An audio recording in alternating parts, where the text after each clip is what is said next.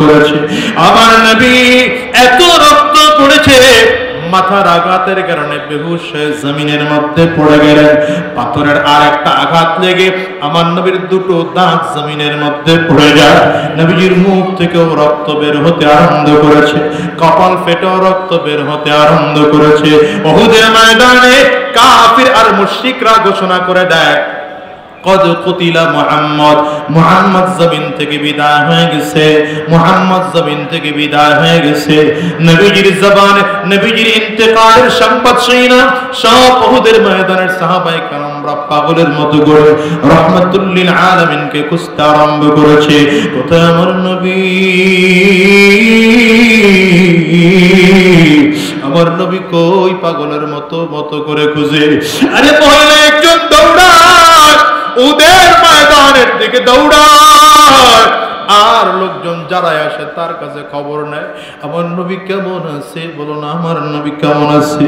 লোকজন খবর দেয়, মহিলা তোমার স্বামী জমিন থেকে বিদায় হয়ে গিয়েছে। মহিলা বলে সমস্যা নাই, আগে বলো আমার নবী কেমন আছে। এই দুনিয়ার যুবক ওই রাতে আমার নবী রাহমাতুল লিল আলামিন হানজালা রাদিয়াল্লাহু আনহুকে বিবাহ করিয়েছিলেন। হানজালা রাদিয়াল্লাহু আনহুকে বিবাহ করানোর কারণে আমার নবী তাকে যুদ্ধের ময়দানে নিয়ে যান নাই। কেমনে যেন সংবাদ চলে আসছে হানজালার খাদের মধ্যে, বিছানার থেকে লাফ দিয়ে দাঁড়ায় কয়, প্রাণের বিবি তাড়াতাড়ি করে কাপড় দাও, জামা দাও। হযরত হানজালা রাদিয়াল্লাহু আনহু জামা লইয়া কাপড়ের শরীরের মধ্যে পরলেন, ডান হাতে তরবারি লইয়া বাম হাতে ধান নিয়ে সামনের দিকে আগাইতে আরম্ভ করেছেন। স্ত্রী ডেকে বলে কই যাও? স্বামী ডেকে বলে প্রাণের স্ত্রী আমার, শুনেছি উহুদের ময়দানে রাহমাতুল লিল আলামিন জমিন থেকে বিদায় হয়ে গিয়েছে।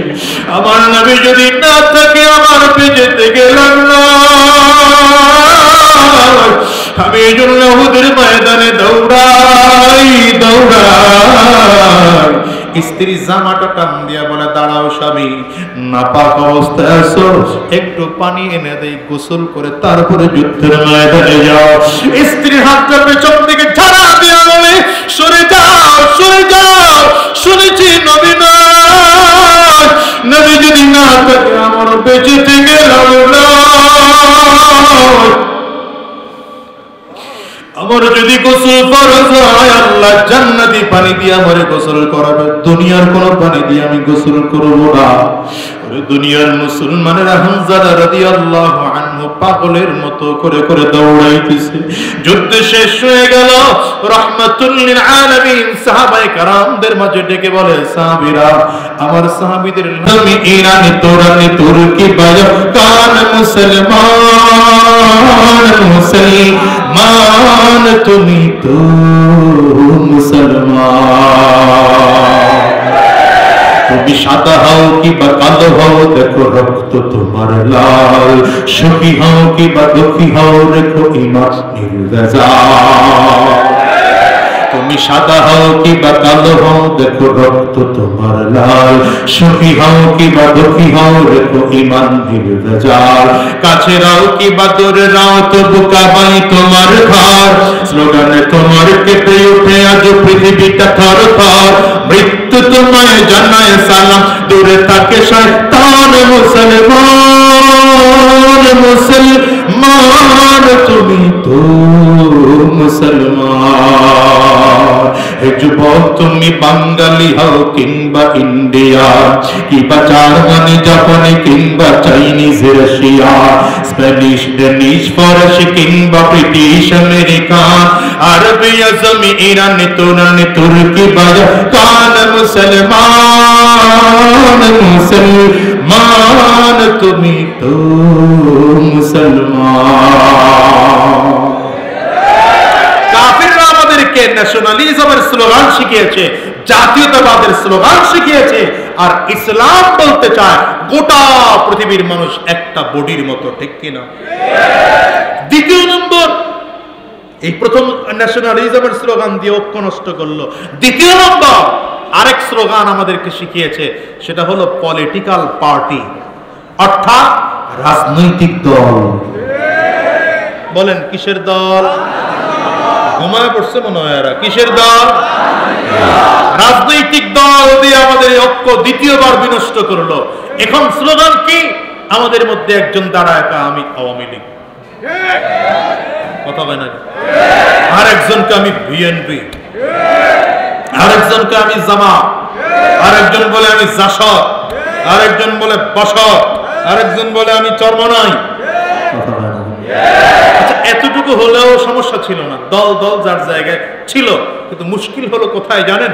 মুশকিল হলো আওয়ামী লীগের লোক মরলে বিএনপির লোক খুশি হয়, বিএনপি মরলে আওয়ামী লীগ খুশি হয়, জামাত মরলে দুই দল মিলে খুশি হয়, চরমনাই মরলে তিনও দল খুশি হয়।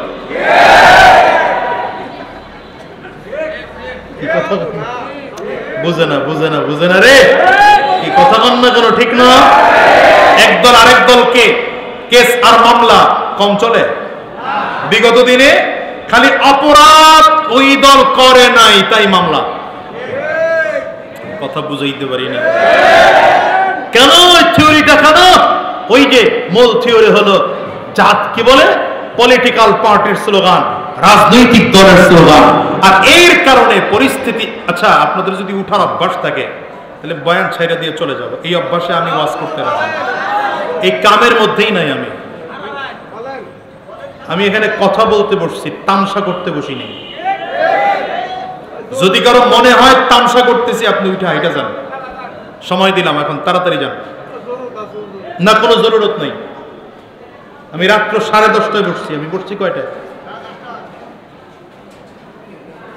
আমি এই সময় পাইছি, অর্ধেক লোক পাইনি। তার মানে আপনারা ওযু ইস্তেনজা কইরা এরপরে বসছেন, এটা বুঝতেছি না। এখন উঠবেন কেন? তাহলে কেন বসছেন আপনি আলোচনা? বাইরে মাইক দেওয়া হয়েছে, ওখানে ইচ্ছা মতো বসবেন, চা খাবেন, বিড়ি খাবেন, সিগারেট খাবেন, ওয়াজ শুনবেন, ফাও। এখানে বসছেন, আলোচনা ভালো না লাগলেও বসবেন, মনোযোগ না থাকলেও বসবেন, আলোচনা না বুঝলেও বসবেন। তাই না? তাড়াতাড়ি যান, বের হওয়ার, দ্রুত বের হন। 5 জন থাকলে 5 জন নিয়ে আলোচনা করবো। এই জন্য এই অঞ্চলে আমি মাহফিল দেই না, কারণ আমি জানি এই অঞ্চলের মানুষের অভ্যাস। কিছু কিছু এলাকায় মাহফিল আমি রাখি না, কারণ এরা মনে করে হুজুর কি ওয়াজ করবে জানা আছে, কথা শুনতে আসে না, আসে হুজুরের সুর শুনতে। পারবেন জমে বসে থাকতে? যদি জমে বসে থাকতে পারেন তাহলে কিছু কথা হবে, আর নয়তো মোনাজাত দিয়ে চলে যাবো ইনশাআল্লাহ। বাস, আলহামদুলিল্লাহ। যদি বলেন তাইলে জমে বসে থাকতে হবে ইনশাআল্লাহ। আল্লাহ কবুল করুন, আমিন। মুসলমানদের ঐক্য নষ্ট হলো দ্বিতীয় কারণে। সে কারণ কি? রাজনৈতিক দল। আজকে পরিস্থিতি এমন হয়েছে রাজনৈতিক দলের কারণে। সাহাবীদের যুগে অবস্থা এমন ছিল, এক বাবার 10 সন্তান, 10টা সন্তানই ইসলামের পক্ষে লাঠি নিয়ে বের হতো। আর আজকে এই রাজনৈতিক দলের কারণে পরিস্থিতি এমন হয়েছে, এক বাবা 10 সন্তান, মুসলমানের সন্তান ইসলামের পক্ষে 10টা লাঠি নিয়ে বের হয়। ঠিক কিনা? আওয়াজ করে জোরে বলেন। কাফির মুশরিকরা আমাদের ঐক্য বিনষ্ট করেছে। 3 নম্বর, কাফিরদের তৃতীয় এজেন্ডা হলো ওরা স্টেজে মারামারি লাগাইতে চায়। এই জন্য দেখবেন আমাদের মতো কিছু হুজুর দাড়ি টুপি পরা, এরা এই শীতের দিন আসলেই এদের ফতোয়া আরম্ভ হয়। নবীর যারা নূরের তৈরি মানে না, এরা কাফির। মাটির তৈরি মানে না, এরা কাফির। নবীর যারা দাঁড়ায় পড়ে না, এরা কাফির। বৈশা যারা পড়ে না, এরা কাফির। আমি আপনাদেরকে একটা ছোট্ট বুদ্ধি দিয়ে যাই, সিরাজগঞ্জ শহরের মুসলমান, এরা বুদ্ধি শোনেন। যদি আজকের থেকে কেউ বলে নবী নূরের তৈরি, কোনো মারামারির দরকার নেই, তারা আস্তে করে নিয়ে সুন্দর একটা রুমে ঢুকাইয়া মেহমানদারি করাবেন। কতদিন? আপনাদের অঞ্চলে আবার যদি কেউ এসে কয় নবী মাটির তৈরি, তারেও নিয়ে রুমে ঢুকাবেন। বুঝে নাও, কয়জনকে ঢুকাইলেন?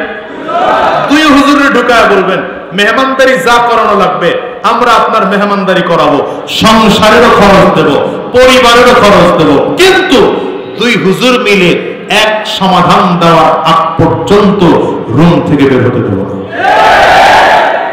পারবেন এই কথা কইতে?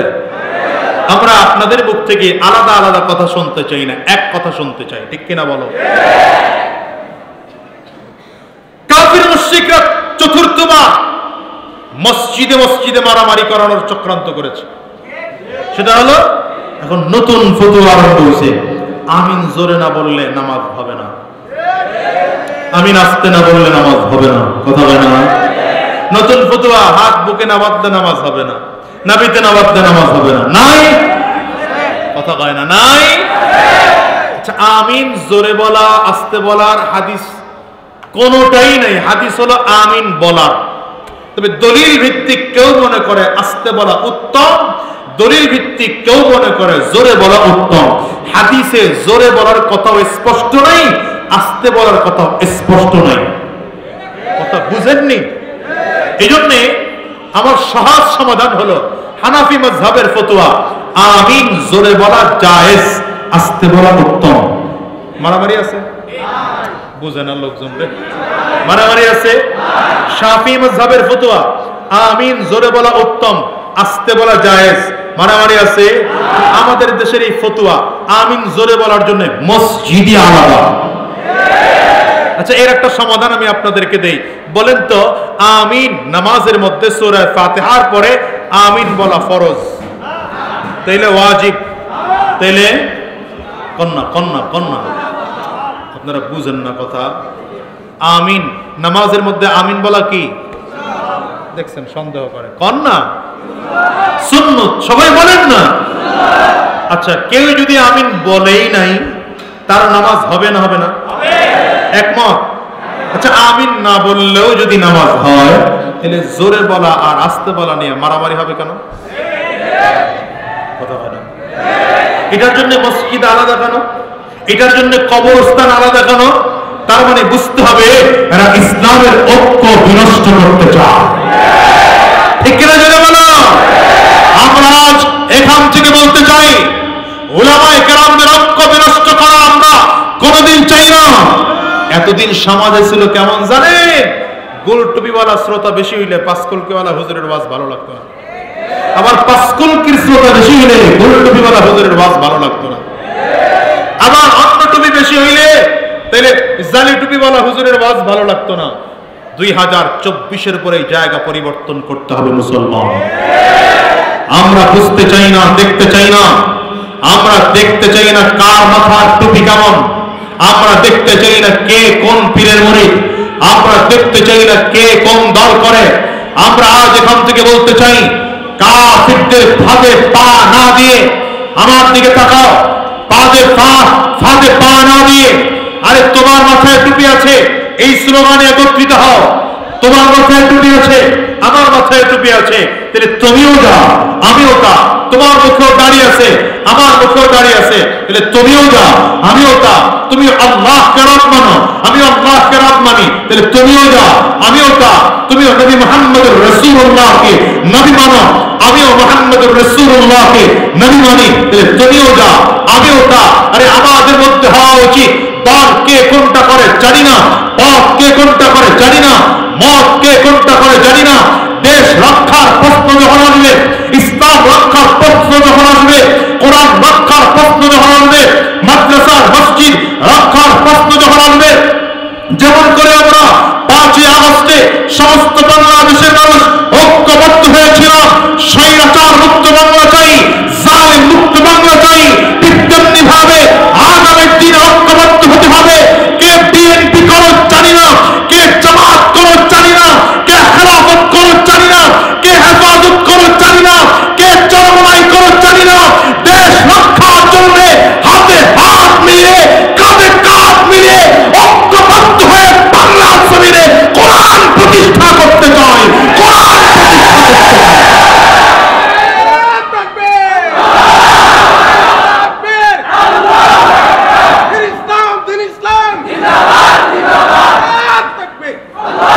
আমরা আর আলাদা হতে চাই না, আমরা এবার এক হতে চাই, ঠিক কিনা? আরে দল থাকুক না হাজারটা দল, অসুবিধা নাই। আমি মাঝে মাঝে বলি, আপনারা তো বলেন হুজুর আপনারা এক না, আমরা এক কেমনে হবে? এ কথা ভুল। আমরা এক হওয়ার দরকার নাই। এতে হুজুরদের দল 100 হোক, 1000 হোক, অসুবিধা নেই। হুজুরদের দল যত বাড়বে, নেতা তত বাড়বে, কর্মী তত বাড়বে, সমর্থক তত বাড়বে, কিন্তু যখন কোরআনের প্রশ্ন আসবে তখন কোন দল আর মত আর পথ বুঝি না, আমরা এক হয়ে যাব। কথা বল, আমরা কি হয়ে যাব? উলামায়ে কেরাম যদি আবার ঐক্যবদ্ধ হয়ে যায় আর দেশ রক্ষার জন্য আপনাদেরকে যদি আরেকটা বার ডাক দেয়, শাপলা চত্বরে যদি আরেকটা বার যেতে হয়, যদি আপনাদেরকে আরেকটা বার জনভবন যেতে হয়, তৈয়ার কারা কারা, তৈয়ার কারা কারা হাত তোলেন।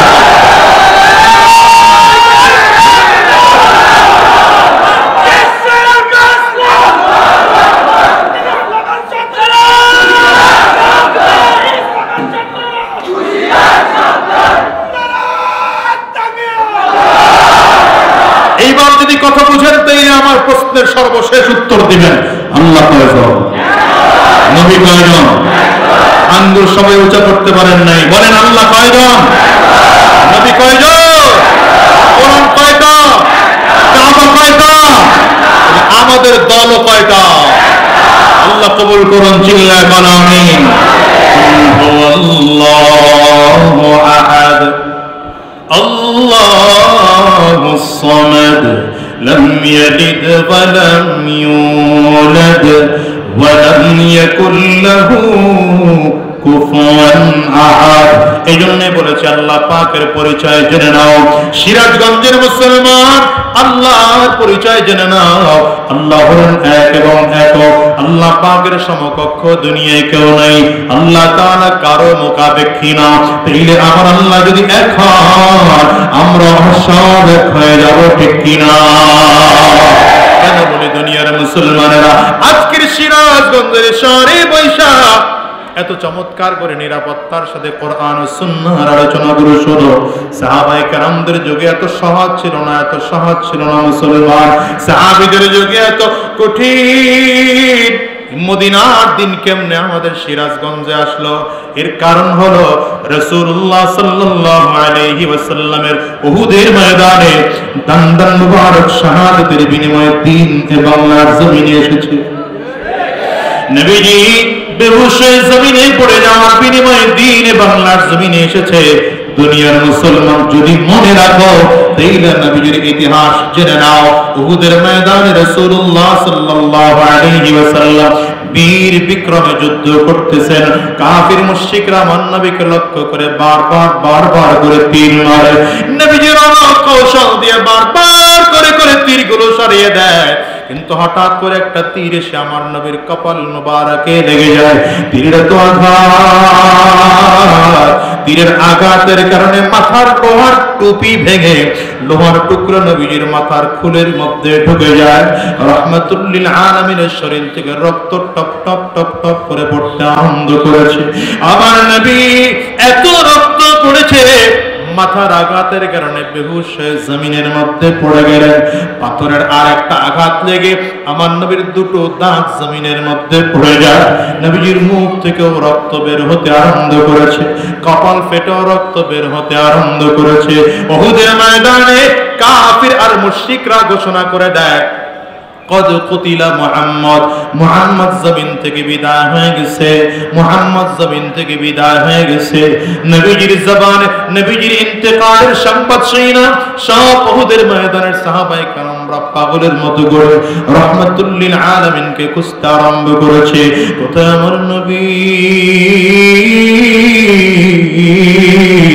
আমার নবী কই? পাগলের মতো করে খুঁজে।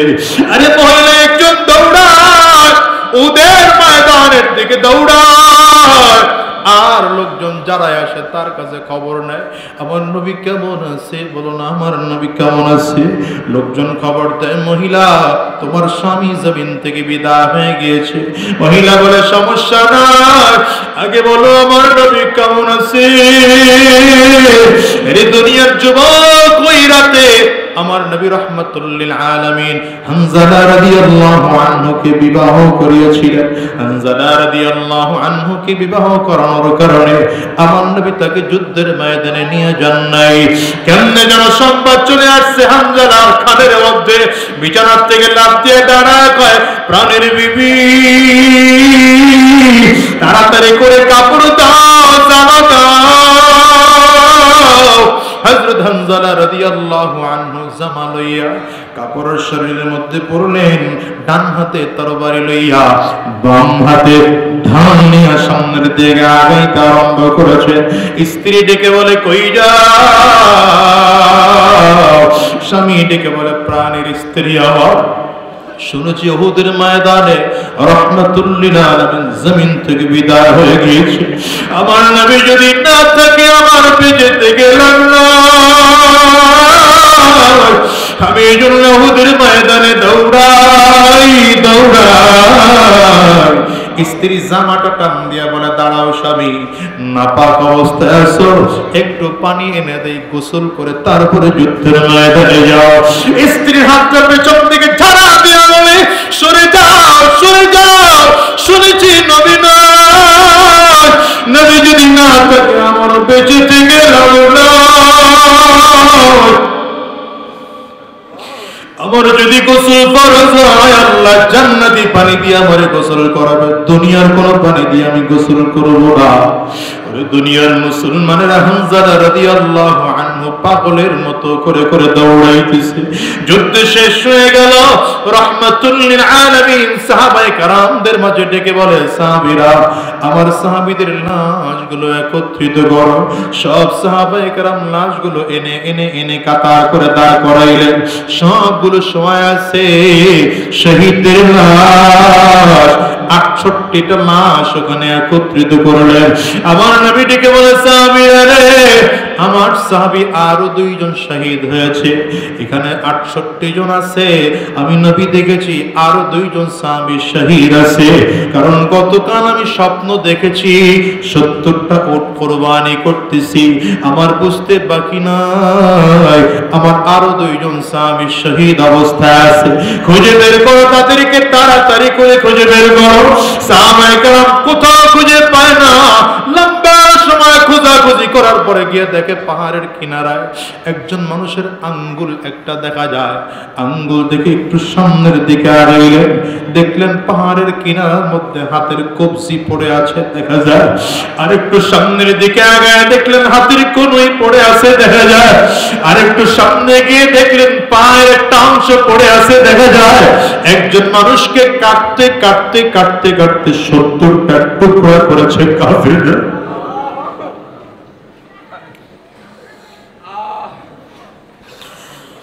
4 হাতটা থেকে নাক পর্যন্ত আলাদা করে কেটেছে কাফিরেরা। চোখ দুটো প্রায় ফেলাইছে।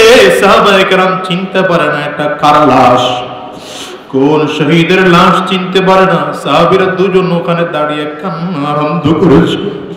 নবী আমার ডেকে বলে, কেন কাঁদো? বলে, নবী আপনি উপরে এসে দেখেন এটা কার লাশ।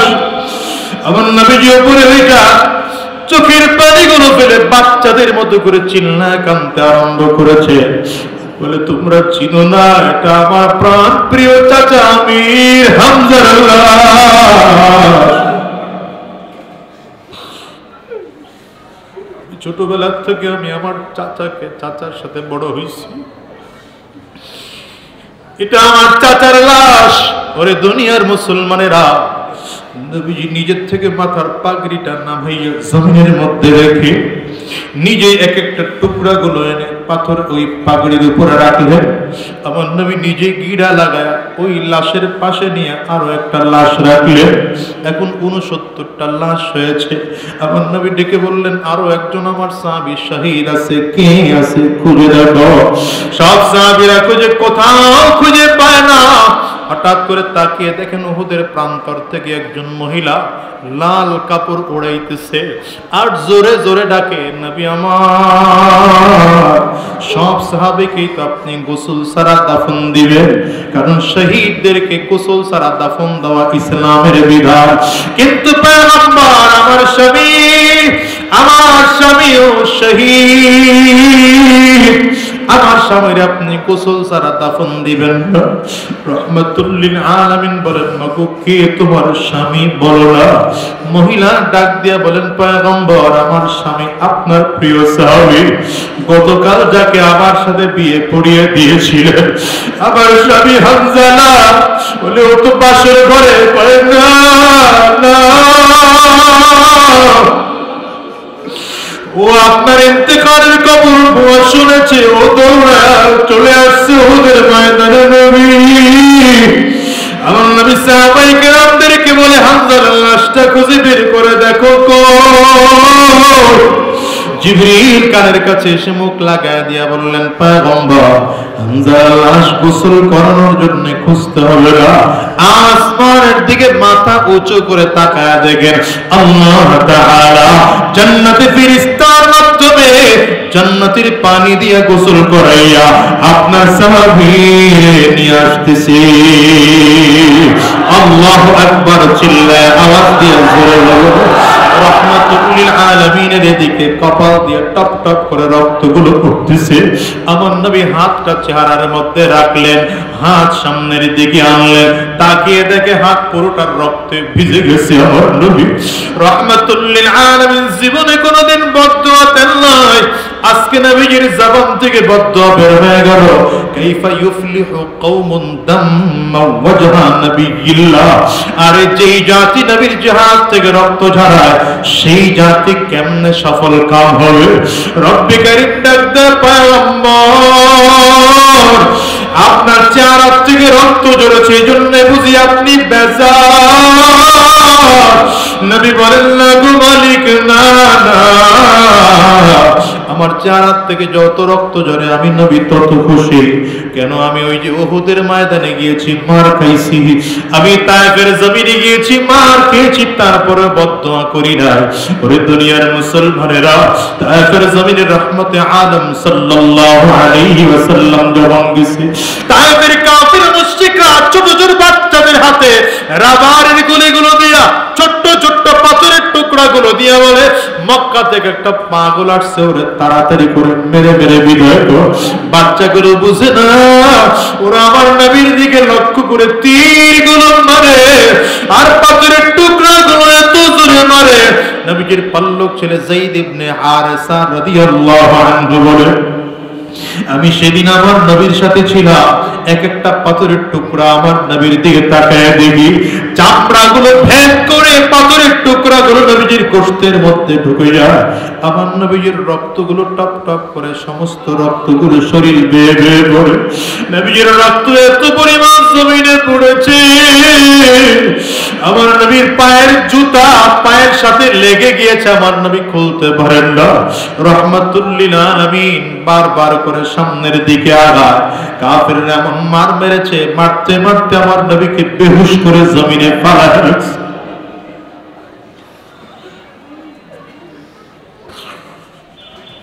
কলিজার টুকরো যুবক, দিলের কান লাগায় কথাগুলো শুনে পারলে দিলটাকে নরম বানায় বানাও।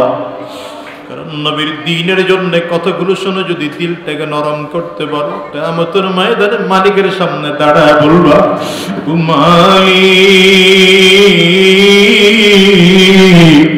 তোমার নবীর মুহাব্বতে আমরা দিল থেকে কথাগুলো শুনে চোখের পানি বাড়াইছিলাম। আমার নবী বেহুশ হইয়া আবার হুশ ফিরে আসছে। কাফেররা আবার মারতে আরম্ভ করেছে। নবীজি দ্বিতীয়বারেও বেহুশ, আবার হুশ ফিরে আসলে কাফিররা আবার মারতে আরম্ভ করেছে। তৃতীয়বারে আমার নবী বেহুশ হয়ে জমিনে পড়ে গেছে। ফেরেশতারা সব গিয়ে মালিকের দরবারে হাজির। ওগো মালিক, তোমার এই মোটেও কি মায়া হয় না, মোটেও কি দয়া হয় না? তুমি কি তাকে দেখো না, তোমার হাবিব কাফিরদের হাতে মার খায়, তোমার হাবিবের তো মা নয়, তোমার হাবিবের তো বাবাও নয়। তুমি কি দেখো না আমার আল্লাহ তাআলা জিবরিলকে ডাক দেয়, জিবরিল তাড়াতাড়ি করে যা, আমার বন্ধুর কানের কাছে গিয়ে মুখটা লাগায়া দিয়ে জিজ্ঞাসা কর। জিবরিল এসে আমার নবীর কাছে বলে, পয়গম্বর, যদি আপনি বলেন পাহাড়ের দায়িত্বে যে ফেরেশতারা থাকে, ওই ফেরেশতাদেরকে নিয়ে আপনার সামনে হাজির হইলাম। আপনি যদি বলেন ফেরেশতাদের মাধ্যমে দুই পাহাড়ের চাপ দিয়া তায়েফবাসীকে জমিন থেকে বিদায় করে ফেলবো, রহমাতুল লিল আলামিন চোখের পানি ফেলে কান্না করেন। আর কয়, জিবরাইল না না, ওদেরকে যদি মারো আমি নবী কার কাছে গিয়ে দ্বীনের দাওয়াত দেব? আশ্চর্যের ব্যাপার, যায়েদ ইবনে হারেসা কয়, নবীজির শরীর থেকে রক্তগুলো বের হয়, কিন্তু আমার নবী কত মায়ার নবী, এই রক্তগুলো জমিনে পড়তে দেন না, বারবার করে কাপড় দিয়ে মুছে মুছে মুছে মুছে আমার নবী ভাঁজ করে রাখে। যায়েদ ইবনে হারেসা বলেন, পয়গম্বর কেন আপনি রক্ত জমিনে পড়তে দেন না? নবীজি কান্না করেন আর বলেন, যায়েদ আমি নবীর রক্ত বড় পবিত্র রক্ত, আমি নবীর বড় ভয় হয়। এই রক্ত তায়েফবাসী না বুঝে ছড়িয়েছে, এই রক্ত যদি তায়েফের জমিনের মধ্যে পড়ে আমার আল্লাহ হয়তো তায়েফবাসীর উপরে রাগ করে ফেলবেন, জীবনে কোনোদিন হয়তো তায়েফবাসীকে আর ফসল দিবেন না, এই লড়ার না খেয়ে মারা যাবে। আমি নবী এই চিন্তা করে তায়েফের জমিনে আমার রক্ত পড়তে দেই না। ওরে দুনিয়ার যুবক, ওই নবীর আজকে কেন গালি দাও রে? ওই নবীর দিন নিয়ে তোমার মনে কি মোটেও ফিকির না? ওই নবীর দিনের জন্য কি মোটেও মায়া লাগে না? ওই নবীর জন্য কি মোটেও মায়া লাগে না? নবীর জন্য যদি মায়া হয় তাইলে আজকের এখান থেকে ওয়াদা করে বিদায় হও, নবীর রাস্তায় চলবো, নবীর দেখানো পথ আর পদ্ধতি অনুযায়ী চলবো। দুনিয়ায় কয়দিন থাকবো জানি না, কারণ আজ আছি আগামীকালকে বাঁচবো এমন কোনো গ্যারান্টি নাই, কারণ দুনিয়া আসার সিরিয়াল আছে বাজার, যাওয়ার কিন্তু কোনো সিরিয়াল নাই। আমি তো প্রায় বলি দুনিয়ায় আগে দাদা আসে, তারপরে বাবা আসে, তারপরে সন্তান আসে।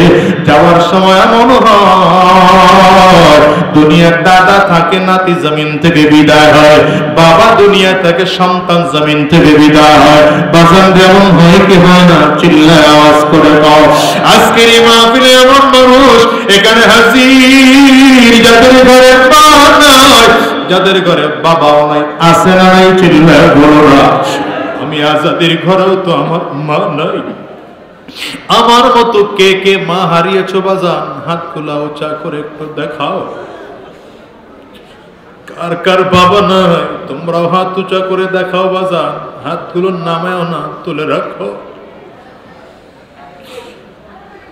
যুবকগুলো তাকায় তাকায় দেখো মাহারা মানুষগুলোর চোখ দিয়ে পানি কেমন করে বের হয়। যুবক একটু তাকিয়ে তাকিয়ে দেখ, এই মানুষগুলো হাত তুলেছে, কারো চোখে পানি, কারো চোখের গোটায় পানি জমে গেছে, কারো চক্ষু দুইটা লাল, কারো চোখ দিয়ে গাল বে বে বে বে পানিগুলো পড়ে। যুবকরা আমি কেমন করে তোমার বোঝাবো জানি না। এই দুনিয়ায় কেউ থাকতে পারে নাই, তুমি আর আমিও দুনিয়ায় থাকতে পারবো না। আজকের এই মাহফিলটা থেকে ওয়াদা করে বের হও, ওয়াদা করে বের হও, যতদিন আল্লাহর এই জমিনে বেঁচে থাকবো আর হারাম রাস্তায় চলবো না, আর শয়তানি রাস্তায় চলবো না, কোরআন সুন্নাহর বাহিরে আর কদম বাড়াবো না। যতটা দিন এই জমিনে থাকবো উলামায়ে কেরামদের সাথে থাকবো, কোরআন দিয়ে নিজে